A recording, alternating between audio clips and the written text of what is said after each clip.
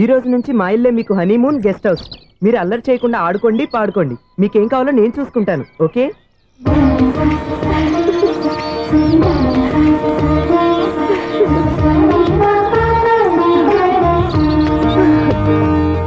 ఏంటక్క అలా వదిలేసావు? ఎంత కష్టపడి సంపాదించానో తెలుసా? తప్పురా. స్వేచ్ఛగా ఎగిరే పక్షుల్ని ఎప్పుడూ బంధించకూడదు. మన ఆనందం కోసం ఇలా పంజరంలో ఉంచి బాధ పెట్టడం తప్పే కాదు, పాపం కూడా.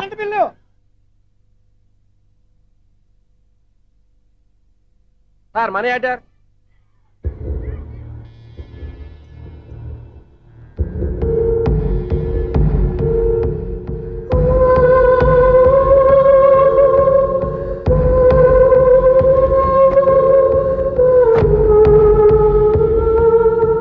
మంచి టైంలో వచ్చినట్టున్నారు.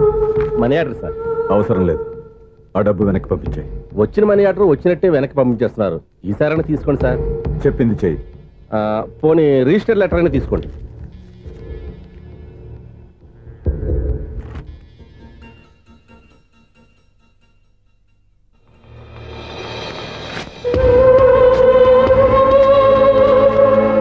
ఇక నువ్వు వెళ్ళొచ్చు.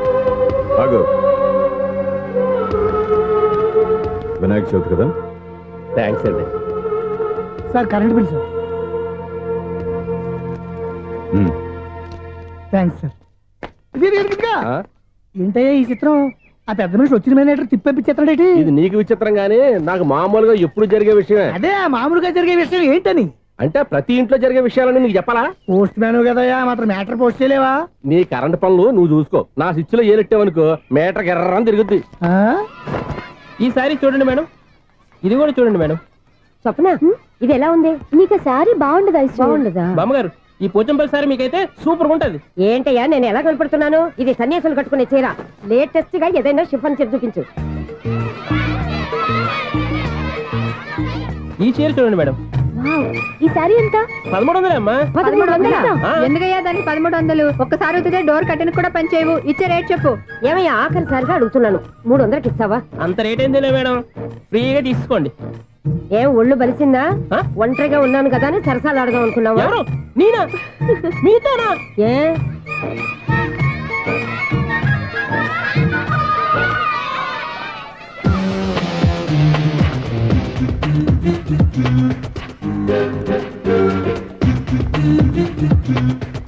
ఈ సారీ చూడండి మేడం. ఈ చీర చూడు, బాగుంది కదా?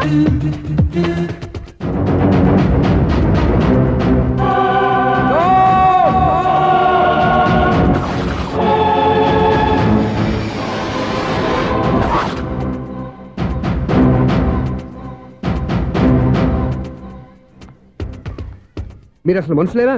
ఇక్కడ ఇంతమంది ఆడవాళ్ళు ఉన్నారు. అక్కడ పసిపిల్లాడు బావిలో పడబోతుంటే ఎవరు పట్టించుకోరా? అయ్యో పిల్లాడు ప్రాణాలు పోతున్నాయని ఎవరు పరిగెత్తరా? చీరలో బట్టలు కొనుక్కోవచ్చు, తప్పలేదు. కానీ పిల్లలు ఏం చేస్తున్నారు, ఎక్కడున్నారు అని గమనించాల్సిన అవసరం మీకు లేదా? నేను ఒక్క క్షణం ఆలస్యంగా వచ్చుంటే మీ బట్టలు అతని ప్రాణాలు రక్షించేవా? మీ చీరలు అతని ప్రాణాలు పోసేవా? ఒక నిండు నూరేళ్లు బతకాల్సిన ఓ పసివాడి నిండు ప్రాణాలు ఒక నిండు బావిలో పడి. ఏమైంది అంకుల్?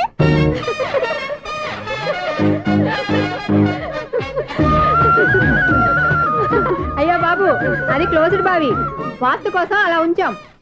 అది క్లోజ్డ్ బావి అయి ఉండొచ్చు, కానీ సపోజ్ అది ఓపెన్ బావి అయి ఉంటే, అదే డెప్త్ బావి అయి ఉంటే, ఆ పిల్లాడు కెవ్వున అరిచి లోపల పడిపోయి ఉంటే?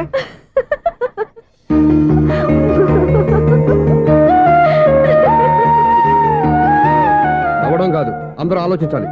నవ్వడానికి 1 నిమిషం చాలు, ఏడవడానికి 1/2 నిమిషం కూడా పడదు.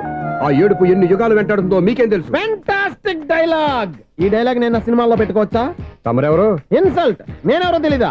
The famous film director Sunil Leela Bansali. Bansali Bansali Sunil Leela బన్సాలా? ఆ పేరు ఎప్పుడు లేదే. ఏదైనా డైరెక్ట్ చేసేస్తేగా తెలియటానికి. నేను చెప్పేది ఫ్యూచర్ లో ఫేమస్ డైరెక్టర్. బొందలే. మీరు ఏం మాట్లాడుతున్నారో అందరికీ అర్థమయ్యేలాగా పెద్దగా మాట్లాడుకోండి. మీరెవరు సార్? ఎవరో పెద్దగా రిపీట్ చేయి. మీరెవరు సార్? ఇప్పుడు అర్థమైంది నేనెవరా. ఆ మాట నేను నిన్ను అడగాలి. సార్, నాకు యూబీ గ్రూప్ ఆఫ్ కంపెనీలో అసిస్టెంట్ మేనేజర్ గా జాబ్ వచ్చింది. ఉండటానికి ఒక ఫ్లాట్ కావాలి. అర్థమైందా? అద్దెకి ఫ్లాట్ కావాలంట. ఎందుకు వస్తావు? నాకు ఏమైనా చూడనుకున్నావా ఏంటి? ఆ మాట నువ్వే పబ్లిసిటీ ఇవ్వక్కర్లేదు. అచ్చరే, ఇంతకీ నువ్వు బ్యాచులర్ వేరా? అవునండి, నేను బ్యాచులర్నే. బ్యాచులర్స్ కి ఇక్కడ స్థానం లేదు, ఫ్లాట్లు లేవు. ఫ్లాట్స్ లేకపోవడం ఏంటి? బ్యాచులర్స్ అంటే అంత చీపా? ఆ మాటకొస్తే మన పాత ప్రధాని బ్యాచర్ కాదా? పక్క రాష్ట్రంలో ముఖ్యమంత్రి బ్యాచర్ కాదా? ప్రెసిడెంట్ బ్యాచర్ కాదా? ఈ ఫ్లాట్స్ లో ఈవిడ బ్యాచర్ కాదా? పెళ్లికి ముందు నువ్వు బ్యాచర్ కాదా? ఆయన ఇప్పటికీ బ్యాచులరే. బాగా చెప్పావు. ఈ బ్యాచులర్ కి నేను ఫ్లాట్ ఇవ్వను. ఈడిచ్చిందంటే రాఘవేంద్రరావు లాంటి డైరెక్టర్ కి జంజాల్ లాంటి రైటర్ దొరకవు. పదమా రూమ్ లో ఉంది కానీ లగేజ్ అక్కడ అక్కడ తీసురా.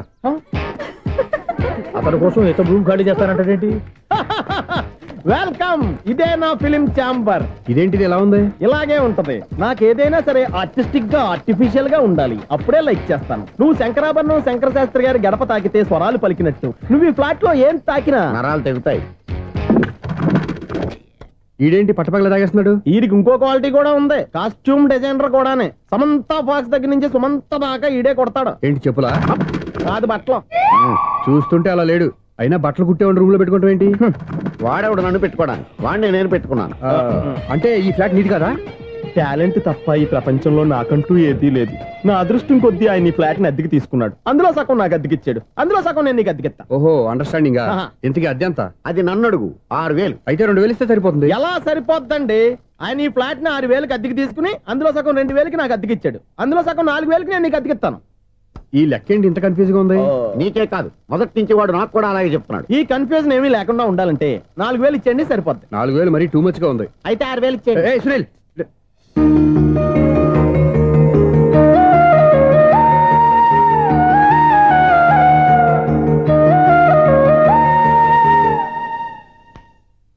చీకటి పడిందంటే ఊళ్ళో లైట్లు అన్ని వెలిగితే నా కంటిలో లైట్లు ఆరిపోతాయి.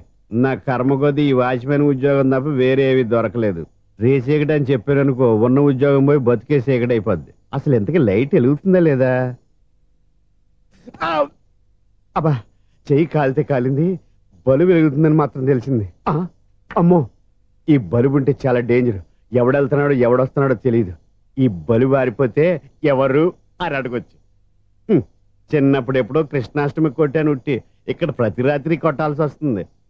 జై సూపర్ స్టార్ కృష్ణ. ఏంటి చెడు చెప్పుడు లేకుండా లేట్ అయిపోయింది? అమ్మయ్య, ఇప్పుడు ఏదో వచ్చినా పర్లేదు. ఏంటయ్యా సడన్ గా బల్బు అయిపోయింది ఏంటి? వచ్చేసారా సెక్రటరీ గారా? బలుబు ఆరిపోలేదండి, పగిలిపోయింది. ఏంటో చీకట్లో సరిగ్గా వినిపించట. చీకటికి వినపడడానికి సంబంధం ఏంటండి బాబు? కాదులే, కొంచెం బాడీ వీక్ గా ఉంది. కాస్త పెద్దగా చెప్పు. బల్బు హై వోల్టేజ్ వాళ్ళు పగిలిపోయిందండి. ఎంత హై వోల్టేజ్ అయితే మాత్రం రోజు ఇక్కడ ఈ బల్బే పోవాలా? అదేదో ఎలక్ట్రీషియన్ నడక వాచ్మెన్ నన్ను అడుగుతారేటి? సర్లే, చీకట్లో నీకేం ఇబ్బంది లేదుగా? ఈ టైంలో వెళ్తుల్లో ఉండడం ఇబ్బంది. అమ్మో, ఏదో కారు వస్తుంది. ఎవరదే? ఏంటయ్యా ఎందుకు గేట్ తీసావు? కారు వచ్చింది కదండి. కారా? ఇది ఇప్పుడు హార్న్ కొట్టాడు, వినపడలేదా? హార్న్ కొట్టాడా? హార్న్ చూడా వినపడింది. హార్న్ వినపడింది కానీ కారు కనపడలేదే. అదేనండి, మీ బ్యాక్ నుంచి వెళ్ళింది కదా మారుతి జన. నా బ్యాక్ నుంచి మారుతి జన వెళ్ళిందా? ఎర్ర మారుతి జన కదా. కరెక్టే. అమ్మో, మనకు చెవితో పాటు అవి కూడా ఎఫెక్ట్ అయిందా ఏం కొంపదీసి? ఓ నాయను. ఆహా, లవర్ బాయ్ ఎంటర్ అయ్యాడు. లవర్ బాయ్ ఎంటర్ అయ్యాడా? ఆడియో అదిరిపోద్ది. ఆడియో కాదు, వీడియో కూడా. అది నాకెందుకు? ఒక దేవత వెలసింది నా కోసమే, ఈ ముంగిట నిలిచింది మధుమాసమే, సంధ్యాకాంతుల్లో నా శ్రావణిలా. సాంగ్ భలే ఉంది కదండి. ఇదేటయ్యా సాంగ్ లేకుండానే డాన్స్ చేస్తున్నారా? ఎన్నో జన్మల్లోని పున్నమిలా శ్రీరస్తంటూ నాతో అందిలా, నిన్నే ప్రేమిస్తానని. ఒక దేవత వెలసింది నా కోసమే, ఈ ముంగిట నిలిచింది మధుమాసమే. ఈడి ముసల వయసులో ఈ ఇసాత గీతాలు, ఫ్లాష్ బ్యాక్, నెగిటివ్ కటింగ్ వేసుకుంటాం ఏంట్రా బాబు? భగవంతుడా, ఈడు పాజిటివ్ మేము చూసేదాకా మాత్రం ఈయన బతికించవా? ఇదేం ట్రాఫిక్, ఇదేం రోడ్లు, శాంతం బెట్ట, అదేం దుక్కుడు. ముసలా చావడానికి నా కారు దొరికిందా? నేను చావడానికి చాలా టైం ఉంటుంది. వెళ్ళు, ఏడికే ఉంది పెద్ద కారు. ఎప్పుడు కడతాను ఏమో. అయ్యో బాబోయ్, అయ్యయ్యో ఆగండి కాసేపు.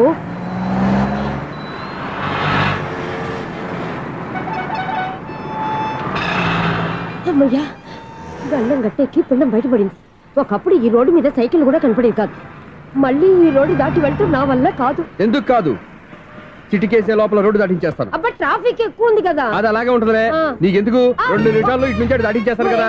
ఆగరా. ఆగను. అబ్బా నా మాట వినరా. వినను. నువ్వు ఏమైనా సీతయ్యవా? కాదు, నా పేరు సూర్య. మరి సీతయ్య ఎవడి మాట వినడంటారే? ఆయన బ్లడ్ గ్రూప్ పేర్లే. వద్దరా నువ్వు. నువ్వు అరమ్మక. దింపరా నన్ను. చెప్తే వినరా. ఒరే దింపరా.